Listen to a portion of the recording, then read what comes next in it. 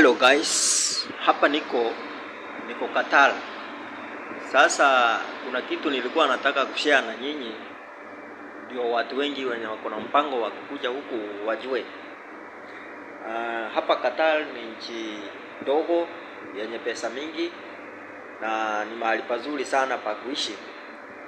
Lakini kama uko na mpango wa kukuja Qatar, ujipange vizuri, kwa sababu hii kuambiwa eti wewe enda tu kila kitu utapata huko, miezi ya kwanza inaletanga shida.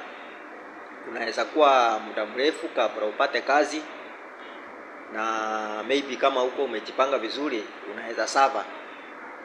Kwa hivyo kama uko na mpango, unabeba vitu zako vizuri, unapaka hapo vizuri, familia yako unaiweka vizuri. Ukiacha familia mahali kama town hivi unafaa kulipa rent, unaweza kuja hapa ukae muda mrefu kama hujapata kazi na familia yako ipate shida ama hata upoteze familia. Kwa hivyo mimi nilikuwa tu nataka kuadvise kwamba usikuje bila kitu, ukuje ukiwa umejipanga vizuri na umepanga familia vizuri. Kwa sababu mimi nilikuja, nimekaa hapa mwezi mmoja sijapata kazi, na hata hakuna process imeanza. So mimi niko tu na ngojea tu.